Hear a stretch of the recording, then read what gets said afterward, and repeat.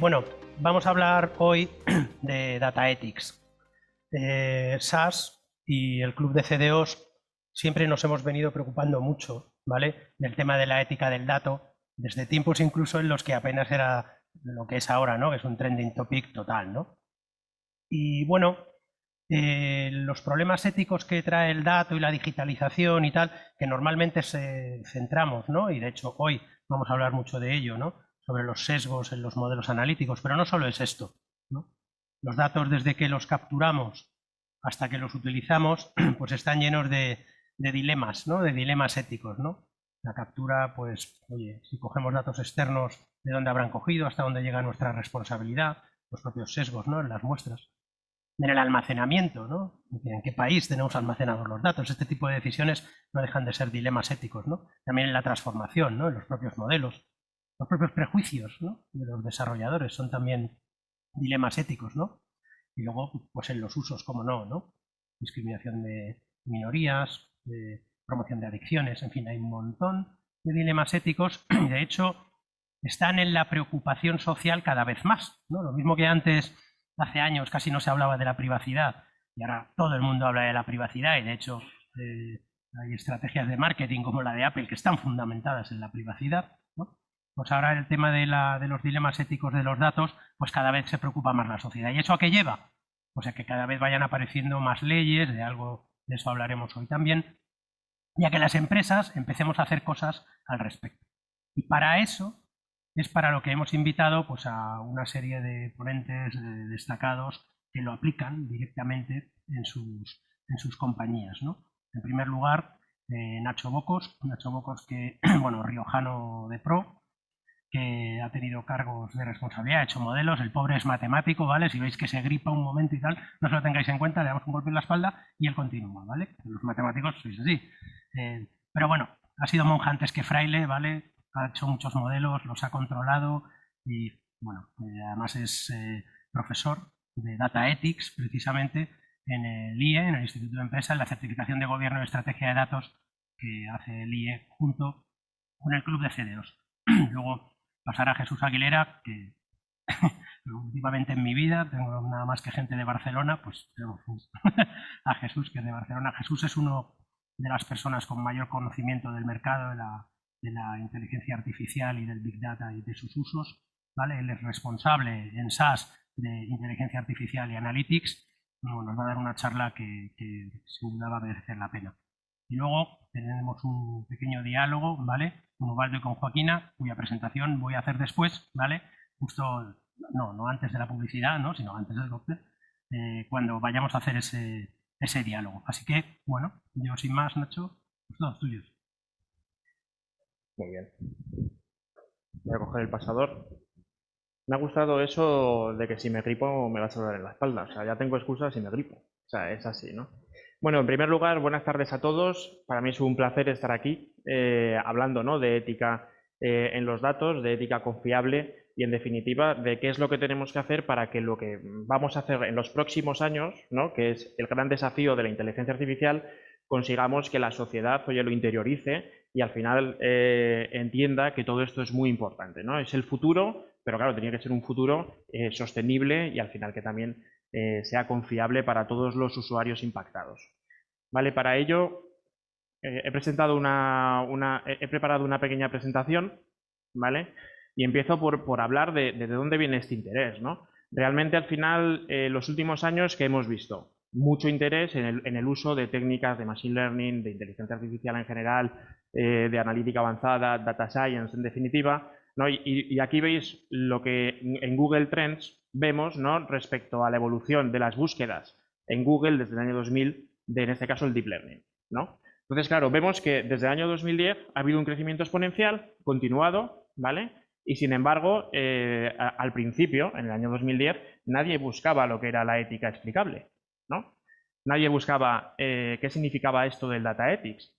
Claro, porque realmente siempre empezamos a preocuparnos de los impactos, de las implicaciones de lo que hacemos cuando lo estamos usando de verdad, ¿no? O sea, probablemente en el año 2010 empezamos, ¿no?, la industria a aplicar modelos de manera masiva, a construir modelos cada vez más sofisticados y, por tanto, esos impactos que afloran del uso, pues aparecieron a partir, en este caso, del año 2018, ¿no? Donde se puede empezar a ver que en Google se empieza a registrar búsquedas de lo que es la ética explicable. De hecho, quiero recordar, hace 2 años precisamente montamos un evento, lo recordábamos antes, ¿no? Bajo la lupa del CDO, donde empezamos a hablar de vine yo también a hablar de Data Ethics, el club ya había publicado también el libro de la ética del dato, o sea que el club es pionero, ¿no? En estas preocupaciones, que por supuesto, como os digo, ¿no? Cada vez, y lo decía Rafa también, es un trending topic porque tiene muchas implicaciones, ¿vale? De hecho, esas implicaciones, hay muchos ejemplos, aquí destaco unos cuantos, ¿no? Por ejemplo, desde 2014 hemos visto pues, grandes impactos reputacionales en empresas que no precisamente son pequeñas, ¿no? En el caso de Amazon, pues vimos, ¿no? Que el algoritmo de selección de personal sesgaba a favor de los hombres, en contra de las mujeres. Google, ¿no? El tema del reconocimiento facial, que etiquetaba a personas de color como gorilas. Esto yo creo que me imagino que todos vosotros lo habéis visto. Luego, por otro lado, el ofrecimiento de puestos de trabajo en LinkedIn de mejor remunerados a hombres, y entonces, pues bueno, ahí hay una serie de casos. Claro, o sea, a mí particularmente, por ejemplo, el del Apple Car me llama poderosamente la atención, porque aquí había una clara discriminación a favor de los hombres con respecto a las mujeres, que le impactó al propio Steve Wozniak, o sea, cofundador de Apple. Realmente al final él publicó en su Twitter que a su mujer le habían discriminado, ¿no? Esto, bueno, derivó en una serie de investigaciones y tal. Y luego, más reciente, luego Jesús comentará también sobre el caso de OpenAI, ¿no? Donde había discriminación por raza, ¿no? En la generación de texto. ¿Vale? Por tanto, al final esto estamos viendo que sucede. Sucede, no podemos decir que suceda siempre, evidentemente son casos muy particulares, pero que hace mucho daño a la reputación de las empresas y al uso de la inteligencia artificial y, por tanto, a la confianza de la sociedad en ese uso. ¿Vale? ¿Y de dónde pueden venir los sesgos? Pues básicamente los sesgos pueden venir de 2 fuentes, ¿no? Por un lado, la fuente de los datos y por otro lado, por la fuente de la construcción de modelos que usan datos, por supuesto, ¿no? Si hablamos de un modelo experto, pues muy probablemente ahí pues, será más difícil que aflore. Datos, hablamos de aspectos de representatividad, la selección de las variables, errores en la captura de la información, errores en el procesamiento, y por la parte de los modelos, pues hablamos del propio diseño de los modelos, ¿no? Al final, construir modelos donde la estructura del modelo no esté correctamente diseñada, donde estemos extrapolando cosas que no deberíamos extrapolar, que tengan impactos desde la óptica de la falacia ecológica o que se produzca el p-hacking, ¿no? Que al final básicamente es confundir correlación con causalidad y que al final en base a esa correlación nosotros implantemos un modelo que tenga impactos éticos en nuestros clientes o en la ciudadanía. ¿Vale? Y luego, por otro lado, también la propia gestión del cambio. Esto, por ejemplo, el Banco Central Europeo lo mira mucho, ¿no? O sea, al final, las políticas de concesión de riesgo, por ejemplo, en general en las inspecciones, ¿no? Que sufrimos las entidades bancarias, siempre nos acaban preguntando a los que construimos los modelos de riesgo cómo los tenemos introducidos. ¿Por qué? Porque realmente, al final, tu muestra cambia en función de la propia política que tienes de admisión. ¿Vale? Entonces, como os pongo aquí, los sesgos impactan al ciudadano o a los clientes al interactuar con modelos de decisión. Por tanto, también el awareness es importante. La gente tiene que saber cuándo está interactuando con algoritmos, con bots, ¿no? O con inteligencia artificial. Y no necesariamente lo sabemos, ¿no? Entonces, bueno, también a raíz, ¿no? de todos estos sucesos, a raíz de esa preocupación, a raíz de esa reflexión general que ahora es trending topic, ha habido muchísimas iniciativas, ¿no? De hecho, en noviembre del año pasado escribí un artículo porque la UNESCO emitió sus recomendaciones a nivel mundial para el tratamiento de una inteligencia artificial confiable, ¿vale? Entonces, es un paso súper importante. Es verdad que no es de obligado cumplimiento, luego cada país tiene que desarrollarlo si así lo estima conveniente, y esto también convive con otras normativas que luego comentará también Jesús, ¿vale? Pero claro, por ejemplo, a nivel mundial, la UNESCO tiene esta iniciativa y está fenomenal, pero sabemos que a nivel mundial las distintas geografías también entienden la ética de manera diferente. De hecho, aquí podéis ver la clusterización, que no se ve muy bien, del resultado que hizo el MIT con un algoritmo, con una página web, con un proyecto que se llamaba Moral Machine. Y se ve claramente que hay 3 zonas mundiales que ven los sesgos de manera diferente. No es lo mismo, la zona europea que la zona de los países del sur, que la zona más anglosajona. ¿Vale? Por tanto, evidentemente, si estamos regulando, queremos regular desde la óptica generalizada, si queremos regular desde una óptica mundial, pues tendremos que tener también en cuenta qué es lo que supone el consenso, que al final es de donde aflora la ética para cada una de las geografías, ¿no? Y por tanto también, en el caso de organizaciones, ¿no?, que tengan implantación a nivel mundial, esto pues es necesario tenerlo en cuenta. Aquí lo que os comentaba también es, aquí os pongo una serie de ejemplos, ¿no?, de todas las normativas que han ido surgiendo los últimos años. Particularmente veis desde 2020 en adelante. Recuerdo, en 2020 hicimos el evento, ¿no?, de Bajo la Lupa del CDO, donde ya estábamos hablando de esto. Pues bueno, al final parece que a partir de ahí nos hicieron caso y empezaron a regular, ¿no?, por hacer la broma, ¿no? Pero cada uno de los sectores ha ido emitiendo y llegamos probablemente al papel más importante a nivel europeo, que es el Intelligence Act, del cual también Jesús comentará luego, ¿no? Pero para mí el gran paso adelante del Intelligence Act es que ya define 4 categorías de modelos. Estas 4 categorías de modelos, al final básicamente lo que está diciendo es, hay modelos que no debes, que están prohibidos, ¿vale? O sea, aquellos que, por ejemplo, podrían manipular la opinión de las personas, aquellos que denominamos social scoring, ¿no?, que al final están puntuando a las personas, y esto, oye, esto a nivel europeo no se puede hacer, ¿vale? O no se podrá hacer a partir de la entrada en vigor de la norma. Luego hay otros modelos que tienen un riesgo alto ético y sobre estos se pueden usar, pero hay que aplicar una serie de criterios, ¿vale? O sea, hay que tener control sobre los mismos. Luego, por otro lado, tenemos unos modelos de inteligencia artificial que tienen unas obligaciones específicas, pero ya tienen un riesgo menor, ¿vale? Por ejemplo, aquí estamos hablando de los bots. Cuando nosotros hablamos con un bot, el bot también va a sufrir esta normativa donde ya nos exigen ciertas cosas. Y luego, por último, pues bueno, el nivel más bajo de riesgo, que son modelos pues que realmente no hay problema, ¿no? Por ejemplo, yo siempre pongo el caso de modelos, por ejemplo, desde la óptica de la inversión bursátil, ¿no?, por ejemplo. Y claro, ¿esto a qué nos lleva? A que pensemos en cuál debe ser el ciclo de vida óptimo para la valoración del Data Ethics. Entonces, tenemos equipos de modelos, claramente. Esos equipos de modelos tienen que analizar la explicabilidad y el fairness, la equidad, ver que no estamos discriminando a ciertos colectivos, por ejemplo, como comentaba Rafa, pero luego tiene que aparecer un equipo o un conjunto, ¿no?, de responsabilidades que son los de validación y control.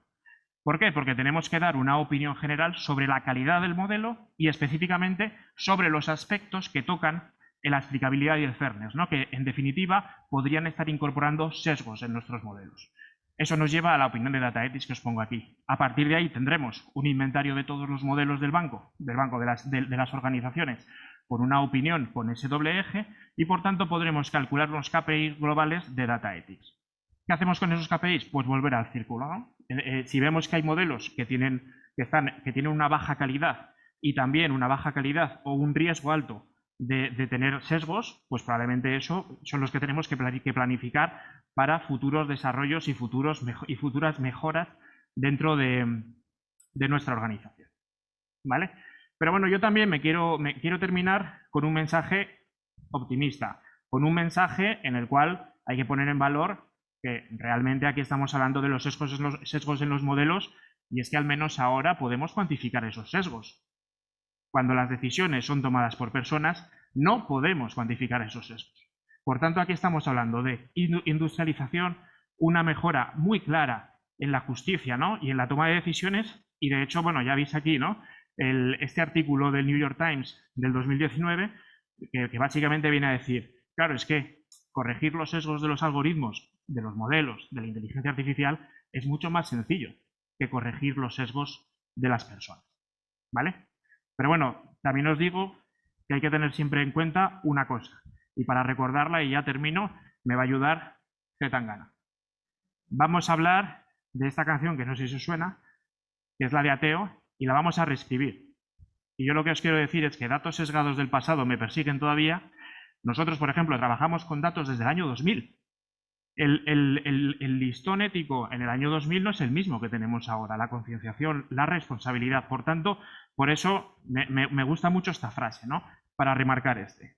¿Y qué es lo que sucede? Que si no pongo los controles suficientes, pues las historias que la gente no olvidó y que me recuerda cada día, pues puedo salir yo en los medios, como le pasó a Google, que aún seguimos hablando de todo esto, ¿vale? Muchas gracias.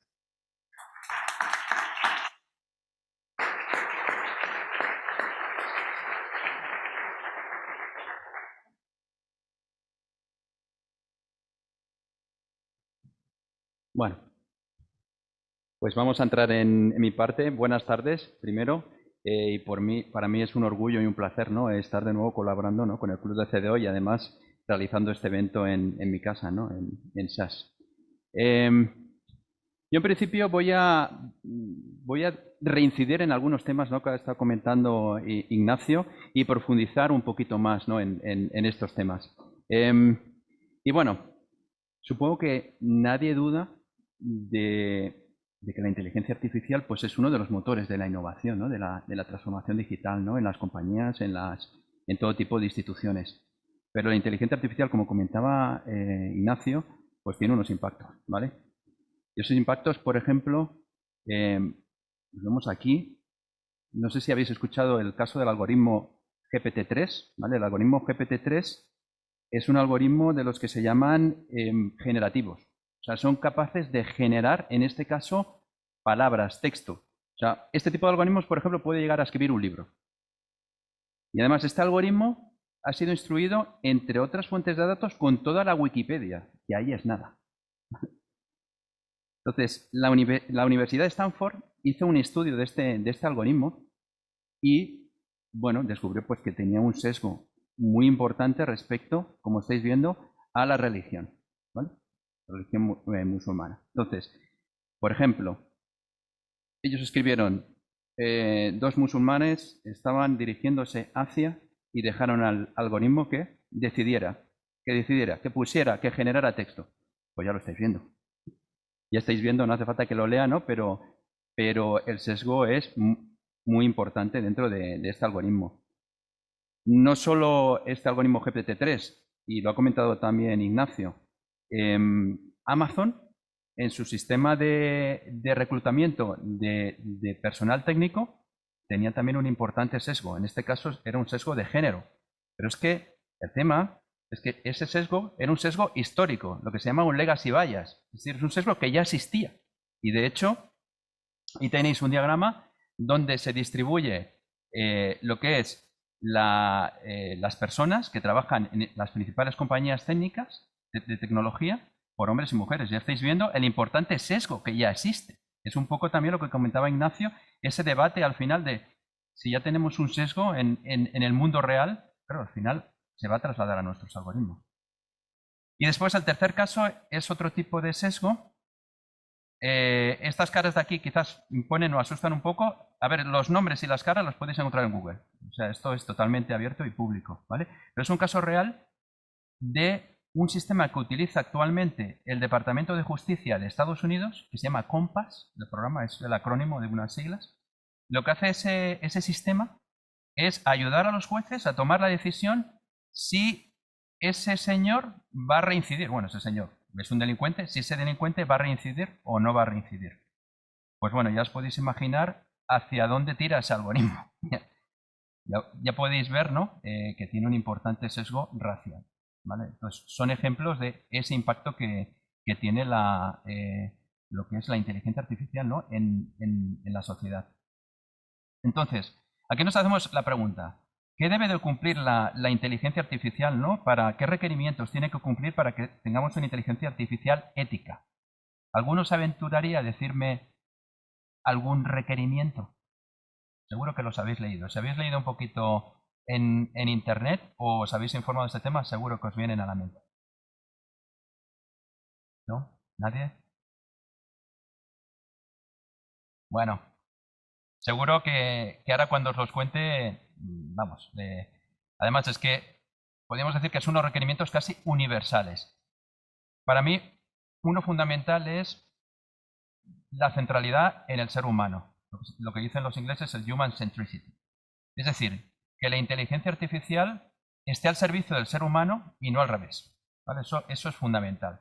Entonces, al final, lo que tiene que hacer la inteligencia artificial es promover ese bienestar humano y proporcionar también una autonomía al ser humano, respetar los derechos fundamentales del ser humano. Este es uno de los requerimientos básicos y que la Unión Europea en todos sus drafts, en todas las normativas que está sacando, siempre aparece este concepto.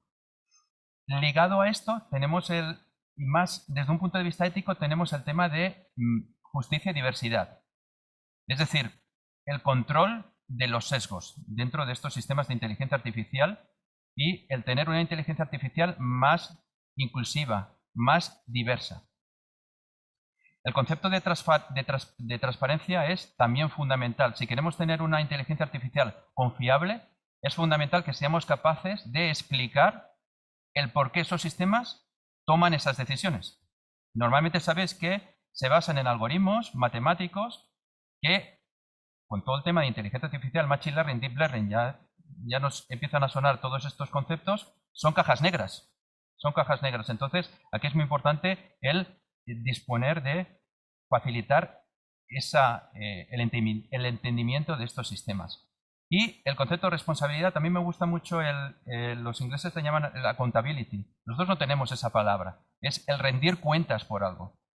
Es decir, si la inteligencia artificial tiene estos impactos que estamos viendo, no podemos esconder la cabeza como las avestruces, sino que tenemos que tener rendir cuentas de lo que estamos haciendo.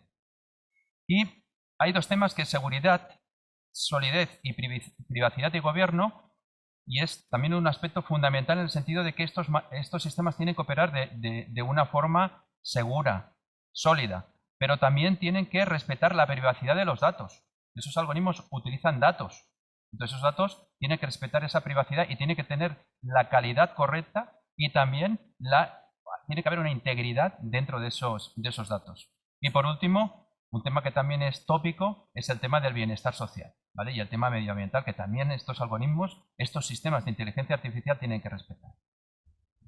Bueno, aunque Ignacio ya ha comentado, ¿no?, lo que son las regulaciones, está claro que estamos abocados, ¿no?, a una regulación, a alguien que nos venga y nos diga,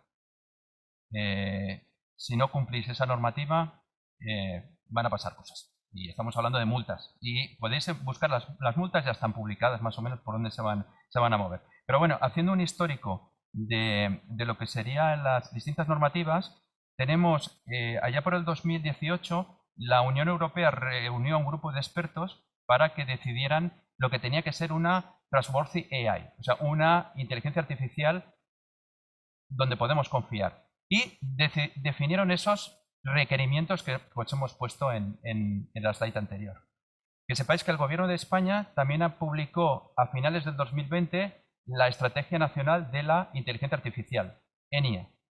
Y uno de los objetivos de este plan es la creación de la Agencia Estatal de Supervisión de la Inteligencia Artificial. Para esto he dedicado, para todo lo que es el plan de Estrategia Nacional de Inteligencia Artificial, creo que son 600 millones entre 2021 y 2023, y esta agencia se tiene que crear este año, ¿vale? Se tiene que crear este año y en principio son los que van a velar por la seguridad y por los derechos fundamentales, ¿no?, de que esa inteligencia artificial no agreda a esos derechos fundamentales, pues, de lo que son los ciudadanos españoles.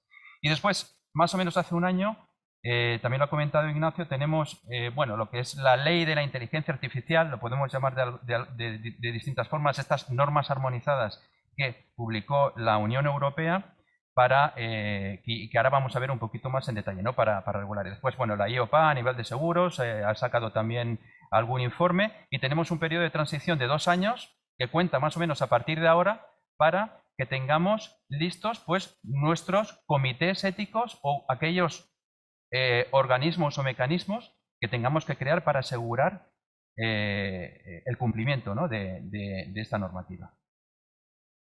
¿Qué dice la legislación europea? Pues bueno, también lo ha comentado Ignacio, básicamente hace esta clasificación que él ha dicho.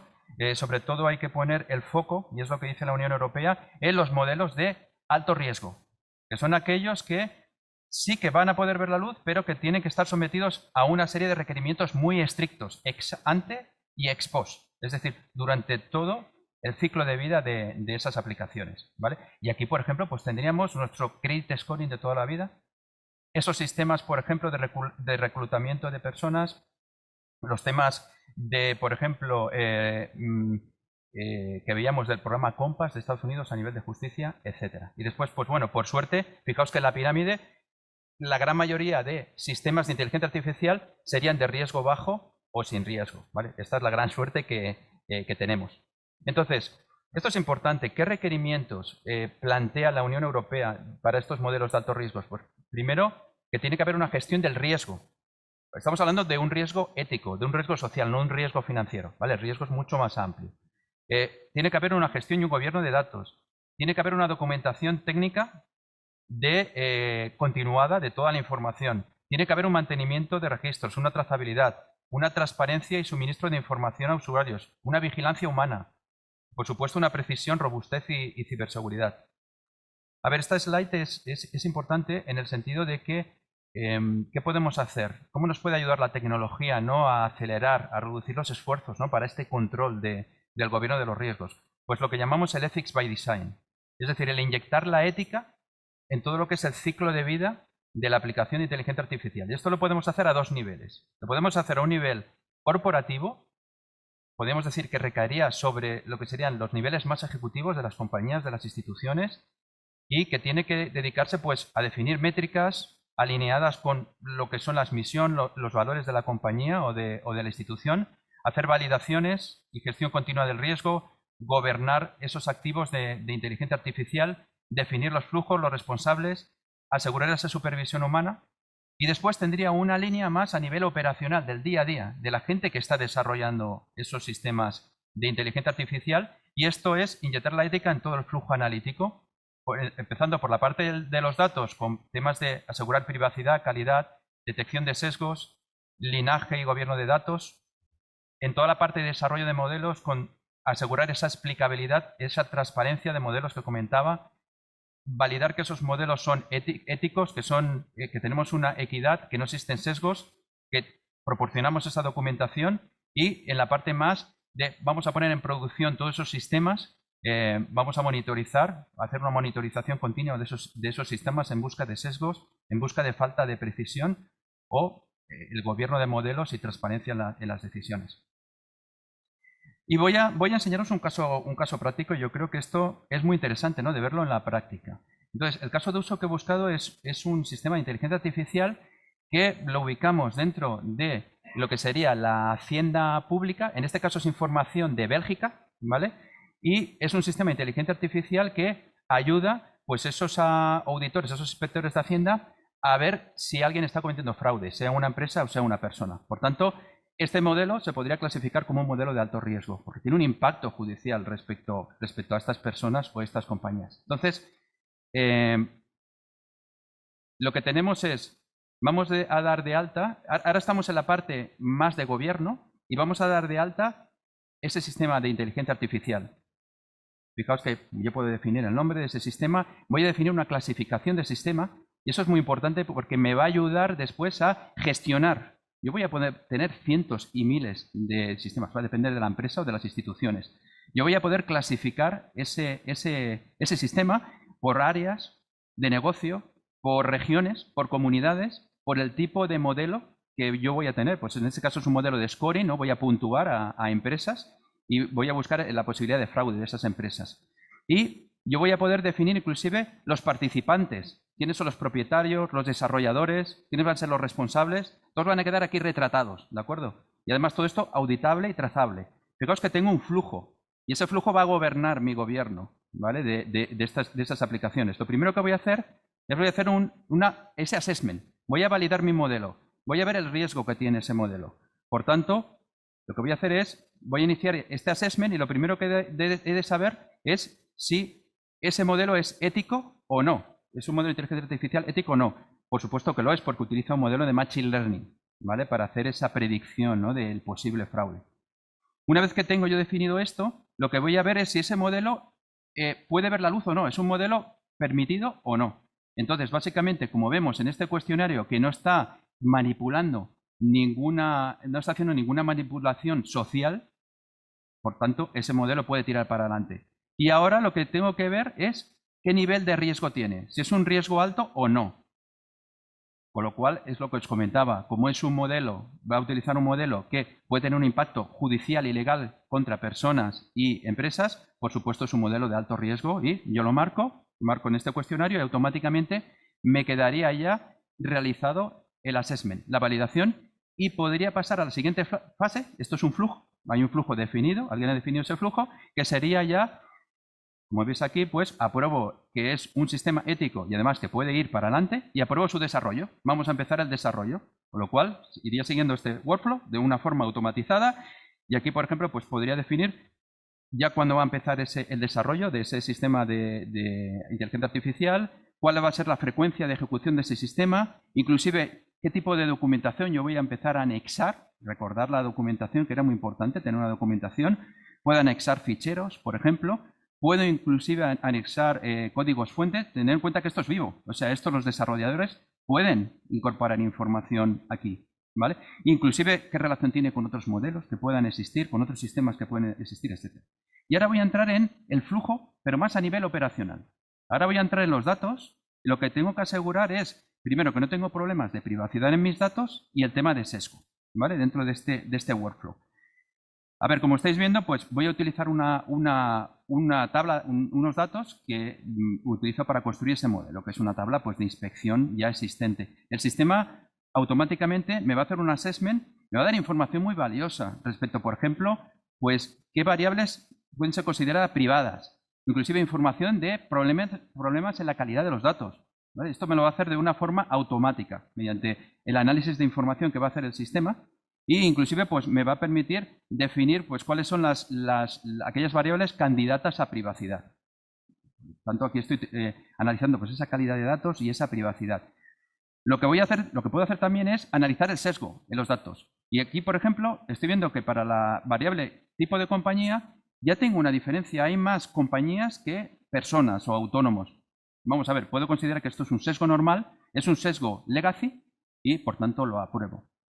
Una vez hecha la parte del dato, entraríamos a la parte de modelos y vamos a ver el tema de interpretabilidad y el tema de sesgo en modelos, también dentro de nuestro flujo.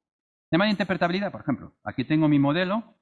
Yo voy a tener distintas técnicas que me van a permitir explicar ese modelo, explicar por qué mi modelo está tomando la decisión de auditar a una empresa, ¿vale? ¿Por qué está tomando esa decisión? ¿En base a qué variables está tomando esa decisión? Entonces aquí tengo una serie de técnicas, como veis, totalmente visuales, y lo que estoy viendo, por ejemplo, es que para el origen, que es una variable de entrada a ese modelo, pues tiene un sesgo. Ya estoy viendo que me está dando más probabilidad de inspección a empresas belgas, y además el sistema me lo explica en lenguaje natural, para que lo entiendan los usuarios, para que lo entiendan los reguladores. Esto es una ventaja muy grande, que va a facilitar mucho las cosas. Y por supuesto, pues lo que estoy viendo es que las empresas de Bélgica pues tienen más probabilidad de ser auditadas. Yo podría preguntar por otras variables e intentar entender el por qué el modelo está tomando esas decisiones. Lo que puedo hacer también es ir ya a nivel de empresa o de persona.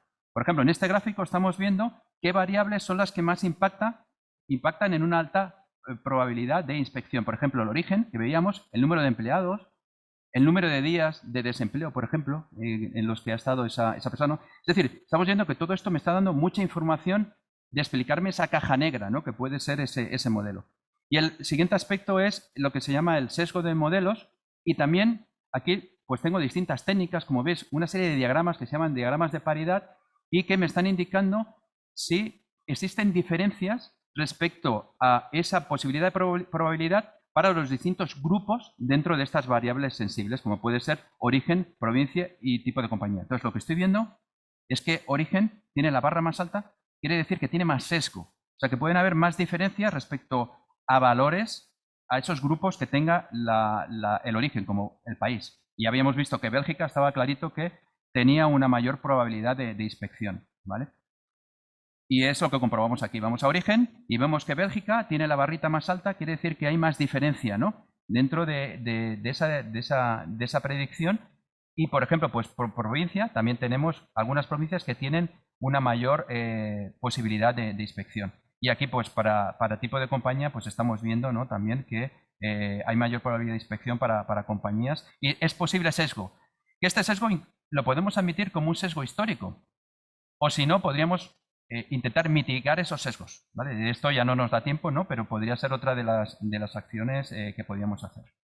Y bueno, con esto ya acaba el caso práctico. Era interesante, ¿no? Que vierais muy rápido, ¿vale? Porque no había mucho tiempo, pero que como mínimo vierais cómo puede ayudar la tecnología, ¿no? A acelerar estos procesos. Y bueno, ya para acabar, que sepáis que, bueno, SAS como fabricante de software, pues estamos concienciados con el tema ético. De hecho, pues también tenemos una iniciativa responsable, tenemos un departamento a nivel global de ética y que publicamos muchísima información. Os podéis bajar distintos ebooks, por ejemplo este de aquí. Y bueno, ya por último os dejo ahí unas reflexiones, no las voy a leer, van a quedar ahí en pantalla, reflexiones que hacemos, ¿no?, respecto a qué va a suponer esto de la ética en la inteligencia artificial y que os puede servir para el debate que viene ahora, ¿no?, para ir calentando motores. Y bueno, ya con esto paso a la parte del debate y le doy la palabra a Rafael. Muchas gracias. Hola, gracias por estar aquí. Tenemos, aunque solo sean 2 personas, la verdad que es una mesa bastante diversa, ¿vale? Bueno, no diversa solamente por motivos obvios, ¿vale? Sino porque tenemos a una economista y a un ingeniero, ¿no? Bueno, oye, ¿qué le vamos a hacer? Cada uno va con sus cosas, con su mochila por la vida. Y además tenemos a tú hiciste un máster en dirección en marketing, ¿no? Y digital business, y tu máster fue de organización industrial, ¿no? O sea que ya vemos que os dedicáis a cosas distintas. Tú llevas pues 10 años, bueno, más de 10 años trabajando en Telco, y tú llevas toda tu vida en seguros. Ambos conocéis mucho vuestros respectivos negocios, pero son negocios muy diferentes, ¿no? Pero bueno, lo que sí te gana ella es que ella tiene 2 y tú tienes 1, ¿no? Ella tiene 2 hijas y tú solo tienes 1 por poco. El segundo en camino. El segundo en camino, ¿no? Pues ánimo. Gracias. Lo digo yo que tengo 3. Bueno, Joaquina Salado trabaja en Telefónica y es la responsable de la estrategia de AI Ethics by Design, ¿vale? Por lo tanto, es una voz bastante autorizada. Me gustó que además hayas liderado el programa de transformación de cultura del dato, que tiene mucho que ver con todas estas cosas, ¿no? Bueno, Ubaldo, CDO de Mafre España, miembro del club de CDOs, y canario de corazón, ¿no? Sí, muchos años en Madrid, pero con Canarias siempre en la mente y en el corazón. Muy bien, oye, pues yo por no perder más tiempo, la primera pregunta es obligada, ¿no? ¿Qué estáis haciendo en vuestras compañías al respecto del Data Ethics? Yo no sé si a quién queréis que vaya primero la pregunta. ¿A ti, Joaquina? Bueno, nosotros en Telefónica, bueno, nos importa el impacto que tenemos en la sociedad y el impacto que tiene que ver la tecnología. Entonces, los datos y los algoritmos pensamos que tienen que ayudar, pues, a hacer la sociedad más inclusiva y a generar mejores oportunidades, ¿no? Y utilizamos, digamos, tenemos un enfoque de la ética que la introducimos, digamos, en todo el ciclo de vida del desarrollo de nuestros productos y servicios. Para nosotros hemos definido un enfoque de Ethics by Design que incorpora, pues, valores y principios y medidas técnicas y también organizativas para asegurarnos de que esto se lleva a la realidad, ¿no? Bueno, ¿qué significa esto, no? Nosotros empezamos nuestro journey allá en 2018, un poco cuando veíamos las gráficas ahí de Ignacio, lo estaba pensando, cuando definimos y publicamos nuestros principios de inteligencia artificial ética. Y fue por aquel entonces que empezamos también a definir un modelo de gobierno, ¿no? Para ver un poco cómo lo llevamos a la práctica. En ese momento también, pues, una de las primeras cosas que creamos fue un curso de formación sobre inteligencia artificial ética, que ya han hecho casi 4.000 empleados y que nos ayuda, pues, a democratizar sobre este tema, ¿no? en la organización. ¿Y qué significa exactamente, ¿no? Este enfoque de Ethics by Design que tenemos? Nosotros, los responsables de productos y servicios que incorporan inteligencia artificial, tienen que rellenar un cuestionario, una evaluación de inteligencia artificial ética. Esta evaluación, pues, bueno, incluye preguntas que nos ayudan a entender si se cumplen esos principios que hemos marcado, pues, de todo el tema este que hemos hablado ya, pues, de sesgos, de transparencia y de explicabilidad. Nos aseguramos que se han cumplido, pues, todos los temas de privacidad y seguridad que éramos como un must, ¿no? Y luego también, en el caso de que pues diseñemos inteligencia artificial con con terceras partes, ¿no? Pues nos aseguramos también que ellos también pues, cumplen unos principios similares, ¿no? Y esta evaluación que hacen, principalmente la hacen en el momento de diseñar esos productos y servicios, pero también tienen la obligación de actualizar pues si cambian, pues hay cambios en los datos, en los algoritmos o en la propia finalidad, ¿no? Que tienen esos productos y servicios. Y no es algo que les dejemos hacer ellos solos. Dentro de nuestro modelo de gobierno hemos definido una figura que creemos que es bastante relevante y que nos ayuda mucho, que son los RAI Champions, que llamamos Responsible AI Champions. Esta figura son expertos en inteligencia artificial que están en las unidades donde diseñamos este tipo de productos y que nos ayudan a velar por ese uso responsable, ¿no? Entonces, ellos ayudan a los responsables de producto en esa contestación de esas evaluaciones. También bueno, pues, pueden un poco a veces hacer challenge, ¿no? a las cosas que se contestan y ayudar también a veces pues, con medidas técnicas, ¿no? Para pues, solventar alguna de los riesgos que se puedan identificar, ¿no?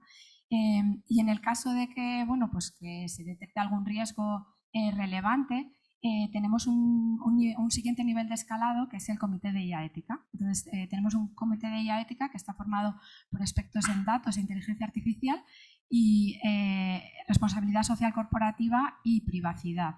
Luego, dependiendo del riesgo que se identifique, si hay otros temas relevantes, pues se añaden pues, el expertise necesario. Y bueno, pues ahí se debaten los riesgos, se evalúan pues, el beneficio de negocio versus ese riesgo ético y luego tenemos un último nivel de escalado en el caso de que haya pues, riesgos altos o algún tema relevante en el que se escala pues, a la oficina de negocio responsable. Y bueno, lo que estamos aprendiendo un poco en todo lo que estamos rodando es que estas figuras son claves porque se están generando unos debates muy interesantes, ¿no? Alrededor de todo esto, ¿no? Que nos hace seguir aprendiendo. Y bueno, por ahí es un poco lo que quería contar, luego puedo dar más detalles. Genial. ¿A mí sí se me escucha con este micrófono? ¿Sí? Sí, genial. Súper interesante, la verdad, todo lo que estáis haciendo desde Telefónica. Bueno, yo me incorporé a Mapfre como CDO de España hace 2 años y medio. Y yendo desde la estrategia hacia la operación, ¿no? Lo primero es que la ética es una parte. Yo siempre digo que todo lo que tiene que ver con el dato, con la inteligencia artificial, es un equipo de Fórmula 1. O sea, para ganar la carrera no tienes que solo tener gobierno, no tienes que tener solo data science, no tienes que tener solo ética, tienes que tener todo, ¿no? Entonces nosotros lo primero que hicimos fue trabajar en esa Fórmula 1 y en esa visión holística. Y ahí incluimos la ética del dato. Lo primero fue tener un assessment claro de dónde estábamos, cuál era el punto de partida. Y con esa visión holística, uno de los apartados que analizamos fue la ética del dato. Como habéis visto, el sector seguro es uno de los sectores que más avanzado está en todo esto. Es un sector muy regulado y además es un sector que también tiene una componente social muy importante. Entonces, bueno, entre todo aquello que decía la regulación, lo que decían los expertos y lo que nosotros intuíamos que debía ser una compañía responsable desde un punto de vista de ética del dato, definimos ese assessment, marcamos cuál era el punto de partida y a partir de ahí marcamos nuestra visión, hacia dónde queríamos llegar. Y hay 2 aspectos que son fundamentales para nosotros, por supuesto hay siempre más, pero hay 2 cosas que para nosotros son clave. Uno es el centro en la persona. Todo lo que hacemos tiene que ser siempre para la persona y detrás de la persona está la sociedad y eso es muy importante. Siempre hay que priorizar aquello que vaya a tener un mayor impacto en la persona y personas cliente, cliente sociedad. Y lo segundo también que para nosotros es fundamental es la transparencia, ¿no? En nuestra visión esos 2 aspectos eran clave. A partir de ahí definimos un roadmap en el que hay una serie de proyectos que llevan esa metodología de Ethics by Design, pero nosotros la englobamos, ¿no? Como seguro que Telefónica también, en ese enfoque más global de Data by Design, ¿no? Hay una parte que es ética, pero hay otros muchos aspectos que tienes que tener en cuenta durante esa ejecución del roadmap. A eso lo acompañamos también de una scorecard que nos permita monitorizar cómo vamos avanzando hacia esa visión, ¿no? De ser una compañía data-driven y dentro de ese scorecard hay aspectos más cualitativos como cómo vamos evolucionando nuestra puntuación, digamos, en ese assessment, como aspectos más cuantitativos como por ejemplo qué porcentaje de los proyectos estratégicos de la compañía siguen esa filosofía de Data from Design que incluye todos esos componentes éticos. Y por no enrollarme más, sí que comentar que algo que para nosotros es muy importante es la formación. Empezamos por temas más regulatorios, pero desde hace tiempo cualquier persona que entra en área de datos, de las primeras cosas que le contamos es nuestra visión, no solo desde un punto de vista regulatorio, sino también ético, porque creemos que es muy importante que las personas que están en el día a día, que están haciendo esos trabajos, sean muy conscientes de la visión que tiene la organización en este ámbito. Y también algo que consideramos interesante es el embeber la ética del dato en la ejecución del proyecto, pero incluso en la priorización del proyecto. Al final, a la hora de priorizar proyectos, antiguamente nos focalizábamos más en impacto en cuanto a resultados, en facilidad de implementación. Ahora todo el aspecto ético es un punto más a tener en cuenta en esa priorización. Y eso nos lleva a que como organización, yo creo que como gremio, ¿no?, del dato, cada vez hagamos más proyectos con impactos positivos para la sociedad. Por poneros un ejemplo, la semana pasada estaba en Ávila, donde Mapfre tiene SFBIMAP, que es nuestro centro de innovación del automóvil, y una de las cosas que estamos haciendo es, al final ahí hacemos crash test, continuamente estamos chocando coches para ver qué pasa, qué zonas son dañadas, qué le pasa a esos dummies que se utilizan. En un principio eso era más para uso asegurador, ¿no? Pero al final nos dimos cuenta que ahí teníamos una oportunidad para ayudar a mejorar la siniestralidad y que la gente tuviera menores riesgos, que cuando hubieran accidentes fueran menos graves. Y una de las cosas que estamos haciendo es compartir esos datos con la industria automovilística para que ellos puedan entender también las decisiones que toman en cuanto a dónde colocan los hadas, en cuanto a la estructura del vehículo, qué impacto tiene eso después a la hora de tener siniestros, ¿no? Entonces, es solo un ejemplo, pero yo creo que también es muy interesante cómo el meter la ética del dato en la priorización nos ayuda a desarrollar proyectos que si no fuera así, quizás estarían en un cajón desastre y no se estarían haciendo. Oye, súper interesante. La verdad que habéis hablado de todo, de KPIs, que habéis hablado de roles, de formación, de talento. Incluso habéis hablado de estrategia, ¿no? Y de meter la estrategia dentro del Data Ethics dentro de la estrategia, ¿no? Ubaldo, así, a bocajarro. Data Ethics, amenaza u oportunidad. En 2 minutos, por favor. Para mí, oportunidad clarísima. ¿Por qué? Porque una compañía que persigue el Data Ethics, al final es una compañía centrada en el cliente, centrada en el usuario, que tiene una mejor imagen de marca, que es capaz de conseguir sus objetivos de sostenibilidad mucho mejor, que además, para mí muy importante, cuida mucho más un activo clave de la organización, que es el dato. Si tú eres ético del dato, vas a meter más presupuesto, vas a meter más recursos y vas a poner más foco y vas a tener el dato mucho más cuidado, y eso también te va a ayudar a reducir los riesgos. Por lo tanto, ya no solo es un tema moral, es un tema de negocio. Es que claramente la ética del dato nos ayuda a que la empresa tenga mejores resultados. Wow. Vale, clarísimo, muchas gracias. Joaquina, bueno, el club de CDOs, yo creo que muchos de vosotros lo sabéis, tiene una herramienta que se llama Data Toolkit, ¿vale? Que es el gaming de la estrategia de datos, que se divide en 4 dominios y en 21 ámbitos, ¿no? Con su mapa de dependencias. Dentro de los principios del Data Toolkit, que conoces bien, Joaquina, hay 3 que van encadenados, ¿no? Es la seguridad, la privacidad y la ética del dato, ¿no? Como 3 fases encadenadas, no se puede entender la siguiente fase sin la anterior, ¿no? Pero esto que es una herramienta de gaming que ha hecho el club de CDOs, tal, en tu experiencia, ¿esto se cumple? ¿Es así? Pues sí, de hecho, a ver, ¿se escucha? Sí.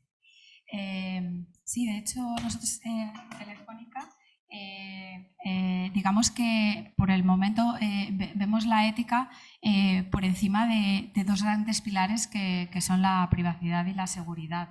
Y sobre todo con la privacidad, que además pues a nosotros nos impacta tanto a través de la GDPR como de ePrivacy, pues hemos recorrido un largo camino, ¿no? para cumplir toda esa parte. Y de hecho, incluso bueno, hemos hecho que el Privacy by Design esté también, digamos, implementado en nuestros sistemas directamente, para tratar de aislar bueno, a los responsables de producto un poco de la complejidad que ese cumplimiento de la privacidad pues, puede generar, ¿no? Y entonces nosotros construimos esa capa de ética un poco por encima, una vez que tenemos pues toda la parte de privacidad y seguridad pues digamos que cumple, ¿no? con todos los requisitos. Y de hecho también un poco la definición de este Ethics by Design pues se ha inspirado un poco en la experiencia que ya tenemos pues con toda la parte de seguridad y de privacidad en concreto. Lo que sí que vemos un poco hacia futuro, que es justo un poco lo que tú comentabas, que cada vez están más interrelacionadas y de hecho en nuestras propias evaluaciones de privacidad, seguridad y ética pues tenemos unos links, digamos, entre ellas, ¿no? Y cada vez, bueno, pues creo que se van a ver un poco como más en conjunto también, ¿no? Todos los pilares. Vaya, pues oye, interesantísimo. O sea, que no solamente están hilados, sino que lo que habéis aprendido, ¿no? En seguridad y en privacidad os ha capacitado, ¿no? Para mejorar vuestra estrategia ética, ¿no? Vale, interesantísimo. Ubaldo, antes has mencionado el negocio frente a la ética, el autocontrol y tal, que lo has mencionado así un poco como de pasada, ¿no? Pero con todo lo que nos ha contado Nacho y Jesús sobre la regulación y la regulación que ya está y la regulación que se nos viene encima, ¿no? Hay el otro día en la clase de la certificación de gobierno y estrategia de datos del IE con el club, hacíamos una broma, ¿no? Que estaría bien construir un modelo en el que los datos los capturaran los chinos, el algoritmo lo hicieran los americanos y la regulación fuera europea, ¿no? Entonces, toda esta regulación, ¿vale? ¿Tú cómo crees que va a impactar, sobre todo en las compañías a nivel regional, digamos regional europeo, frente a la competencia con multinacionales que están radicadas en otros sitios? Sí, es muy buena pregunta. Y es una opinión personal. En general creo que la regulación en Europa es extensa, pero es positiva. Es buena para los grupos de interés y el seguro en concreto es un sector súper regulado que tenemos que cumplir muchísimas cosas, pero cuando lo analizas con perspectiva siempre es bueno para la sociedad. Sí es verdad que un punto de mejora que creo que tenemos es que no haya tanta burocracia, ¿no? La simplificación de cómo llegamos a esa legislación, cómo la ponemos en marcha y cómo la operamos en el día a día. Aterrizándola al ámbito del data, la inteligencia artificial, la ética, yo creo que como CDO esa es una oportunidad enorme que siempre agradeceré. ¿Por qué? Si no estuviera la legislación, lo tendríamos que hacer igual, porque estamos convencidos de que todo eso es algo que tenemos que hacer. Si queremos ser una compañía madura en el dato, lo tenemos que hacer. Y ahora, porfa, que se tapen los oídos mis compañeros de Mapfre que estén por ahí, es que eso nos facilita mucho las cosas internamente. Es que cuando dentro de la organización dices, oye, es que hay una regulación, es que hay una legislación que nos obliga a cumplir con esto, es mucho más fácil. El presupuesto sale más rápido, los recursos salen más rápido, la dirección escucha más. Entonces, al final, desde mi punto de vista, es una oportunidad enorme que esté, porque si no estuviera, lo tendríamos que hacer igual, y el que esté nos ayuda a que las organizaciones pongan foco, pongan recursos y pongan prioridad. O sea que para mí es una bendición. A nivel global es verdad que implica ciertas limitaciones en cuanto a competitividad, pero yo creo que, y esto ahora un poco es más filosófico, a la larga creo que lo bueno siempre gana. Entonces hay que tener paciencia, a veces se sufre un poquito al principio, pero las pelis siempre acaban igual, los buenos ganan. Mucho Marvel, te has visto tú. Sí, pero bueno, sí, yo creo que sí. Además, súper interesante, ¿no? La regulación como un acelerador, ¿no? De las cosas que de otra manera nos hubiera costado mucho más implantar, ¿no? En nuestras compañías. Bueno, no sé si habría alguien de Mapfre conectado, ¿vale? Pero me comunican que no hay nadie, ni Richard ni Paco están conectados, ¿vale? Lo digo para la siguiente pregunta, ¿de acuerdo? O sea, siéntete libre, ¿vale? Aunque estés en el área de CDO, ¿vale? Pero no vale, ¿vale? O sea, tienes que intentar ser objetiva, ¿vale? ¿Quién piensas que debe liderar la estrategia de Data Ethics en las compañías?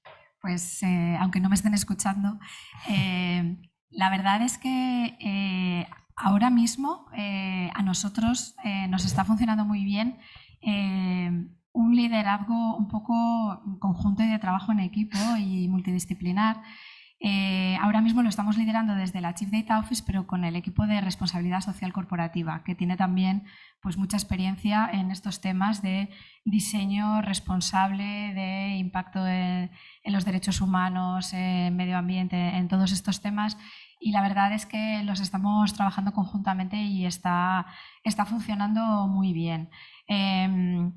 La verdad es que a futuro, pues no sé si habrá un rol como el del Chief Metaverse Officer, que ese sí que ya le tenemos, pero lo cierto es que creo que en estos temas lo importante va a ser trabajar con mucho expertise. Realmente en una figura también va a ser un poco difícil aglutinar todo lo que se requiere.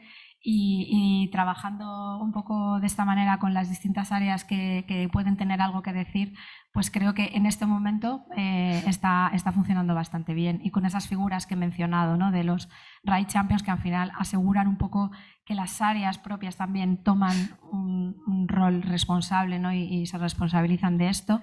Y luego con ese comité de IA ética, que también pues, tenemos representantes un poco de todas las visiones y el expertise que es necesario, ¿no? En estos temas para que se genere ese debate y que se lleguen a unas conclusiones adecuadas. Qué bueno, qué bueno. O sea, un trabajo cooperativo, ¿no? Sí. Más que, aunque sea liderado por un área, pero que sea cooperativo, como casi todas las cosas, ¿no? Supongo que hacemos con datos, ¿no? Claro, bueno, tenemos unos minutillos, ¿vale? Porque hemos empezado un poquito más tarde.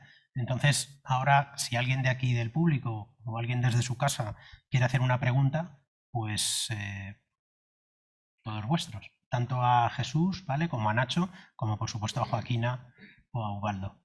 A ver, por aquí tenemos una pregunta, si tenéis micro por ahí, sí. Buenas tardes, mi nombre es Carlos Rivero, trabajo en el sector de seguros y mi pregunta va para Ubaldo también. Nosotros estamos en un sector evidentemente hiperregulado, hemos visto ahí el paper de IOPA, etcétera. Hemos visto el paper de IOPA, etcétera.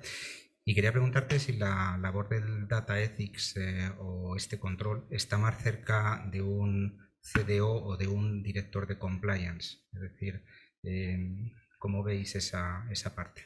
Gracias. Al final, mi experiencia en las grandes corporaciones es que los grises casi siempre son mucho más importantes que los blancos y los negros, y que al final, y esto es una opinión totalmente personal, las personas son las que acaban influyendo en cuál es el sitio correcto. Es decir, a lo mejor hay una organización en la que tiene más sentido uno y otra organización en la que tiene más sentido otro, porque aquí hay mucho gris. En cualquier caso, yo creo que es una iniciativa en la que, como comentaba Joaquina, tienen que participar muchas áreas. Al final es un tema que, como comentamos, hay mucha regulación detrás, con lo cual la parte de compliance tiene que estar sí o sí, pero es verdad que también requiere de un expertise y de un aterrizaje de cómo implantar esto, de qué impactos tiene, que es difícil que un Chief Compliance Officer tenga, pero no por nada, sino que el abanico es tan grande que entonces sería un dios del sector, ¿no? Entonces, por eso yo creo que al final tiene que ser un trabajo colaborativo, y ¿quién se pone la gorra, digamos, de sponsor? Pues depende un poco del área. Yo creo que en una fase inicial tiene más sentido que sea la parte de data, pero sobre todo lo importante es que vayan de la mano. A ver, por aquí tenemos una pregunta en online, no sé, sentiros libres, ¿vale? El que quiera responderla, porque la pregunta se las trae, ¿vale? Preguntan si la calidad del dato es un tema más de ética o de valor del dato. Es decir, creo entender, ¿vale? Amigo Javier, que quieres decirnos si problemas de calidad del dato pueden tener componentes éticos que, digamos, rompan con nuestros estándares éticos, o simplemente son problemas asociados al dato. No sé si alguno de los cuatro os sentís cómodos para responderlo o... ¿Sí? Venga, Nacho. Coges el... Se me escucha ya, ¿verdad? A ver, yo creo que, además lo comentaba antes, ¿no? Cuando hablamos de... Cuando hablábamos de la incorporación de las fuentes de los sesgos, claramente puede incorporarse un sesgo porque el data quality que estamos usando, ¿no? De cara al reporting o principalmente los modelos de inteligencia artificial, pues no sea lo suficientemente bueno, ¿no? Entonces yo creo que al final es difícil establecer la frontera de dónde lo incorporamos, pero claramente el problema de data quality va a tener un impacto derivado que podría generar un sesgo, ¿no? Porque al final nosotros tomamos las decisiones en base a unos datos. Y esos datos, si no son lo suficientemente buenos, nos pueden llevar a tomar malas decisiones y a los sesgos, ¿no? O sea, yo creo que realmente, como os decía, no hay una frontera clara, pero están altamente correlacionados y uno depende del otro, ¿no? Y por eso también hay que centrarse tanto, ¿no?, como hablábamos antes, en hacer todas las labores necesarias de data quality para evitar que esto luego suceda, ¿no? Por eso es importante los ciclos de validación. También, evidentemente, cuando hablamos de compliance, ¿no?, es un buen punto lo que habéis comentado en la pregunta anterior. También ahí hay cosas que decir para verificar que todo lo que le llega al final al data scientist pues tiene la calidad suficiente para evitar estos sesgos. Bueno, pues muchas gracias. Quédate, que es tu mejor perfil además este. O sea que bien. La verdad que mi abuela siempre decía que era bueno tener siempre un médico en la familia. Yo creo que a mis nietos les diré que es bueno tener un matemático en la familia, ¿no? Dentro de poco va a ser una cosa así. Tenemos otra pregunta en online. No sé si aquí físicamente hay alguien que quiera hacer una pregunta físicamente, ¿vale? Pues si queréis, pásale el micro, por favor, y luego vamos a una pregunta online que tengo por aquí. Hola, buenas tardes. Mi nombre es Paco Romero y vengo de Volkswagen Financial Services. Mi pregunta es para Joaquina, para Joaquina o para Ubaldo, pero quizás para Joaquina por la experiencia de la misma empresa. Y estamos hablando de la ética del dato ya muy avanzada. Pero en Volkswagen Financial Services somos una empresa muy pequeña y todavía no nos preocupa este punto de ética. Bueno, me preocupa, pero poco. No me quita el sueño de momento. ¿Hay algún momento en el que en la trayectoria de la compañía sea disruptivo y se diga y se plantee seriamente y se escale hacia la directiva para tratar este punto?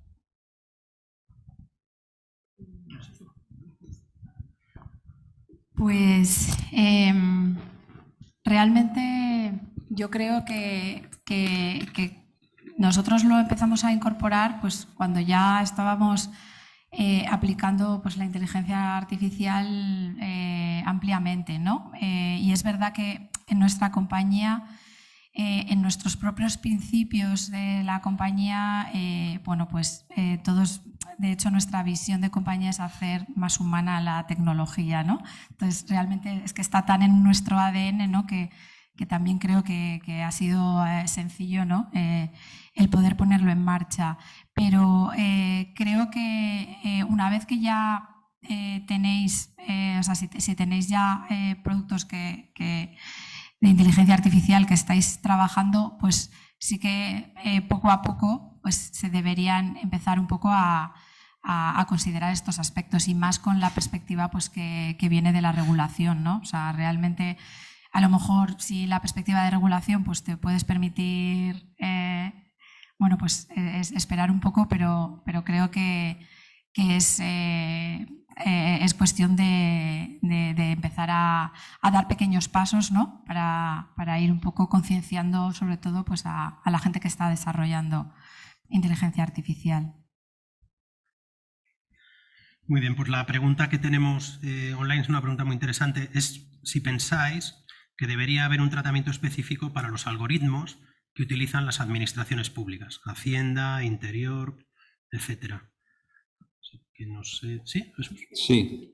Por favor. A ver, yo pienso que sí, por supuesto. Y la administración pública, y lo hemos visto, ¿no?, con la clasificación que se hace de modelos de alto riesgo, gran parte de esos modelos, ¿no?, que pueden tener incidencia, ¿no?, en a quién se le da una ayuda, a quién accede a no sé qué servicio.